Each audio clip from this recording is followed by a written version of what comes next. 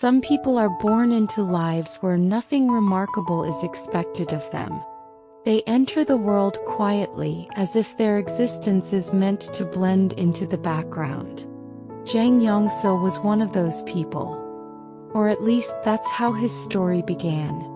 He was born in the 15th century in Korea, during the Joseon dynasty as the son of a government-owned slave. His birth record is lost and almost nothing is known about his early family.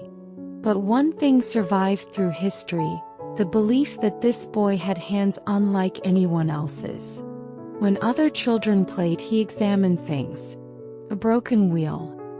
A cracked jar. A tool out of balance.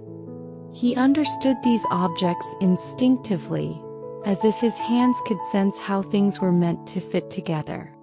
People around him whispered that the boy had strange, gifted hands. But in a world where class decided everything, even talent like that led nowhere. A slave was still a slave. For years his skills stayed hidden in the shadows.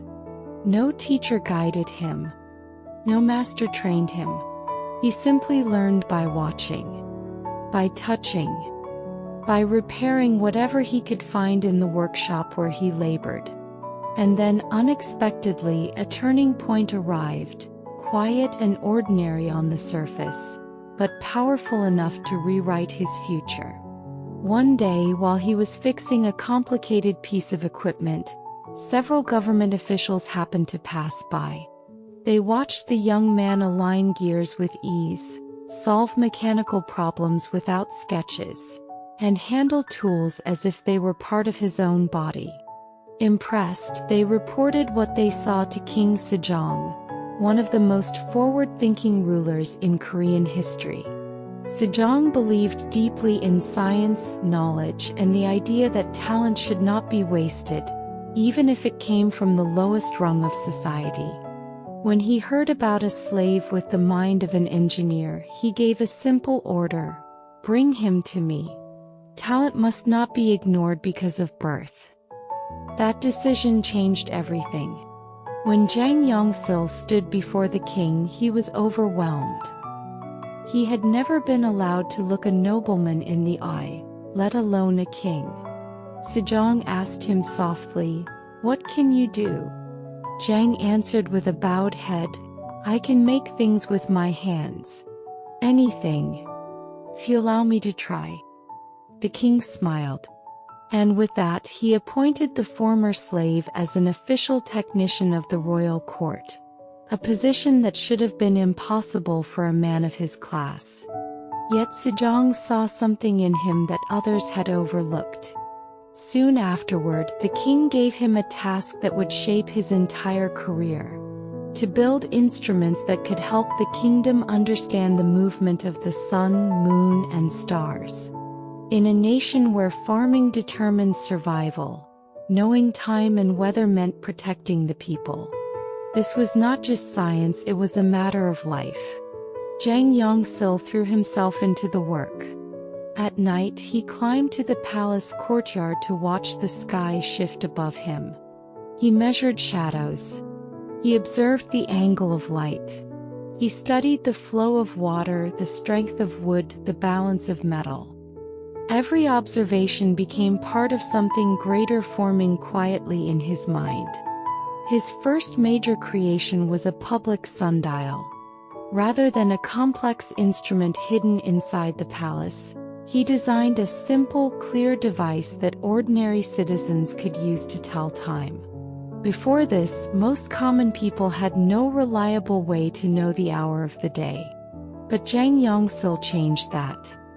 His sundials were placed in open areas, where farmers and merchants could read them without needing education or privilege.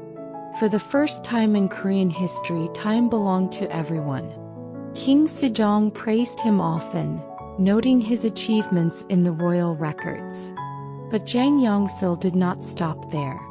Next he created an automated water clock, a machine that marked the hours on its own without human hands touching it.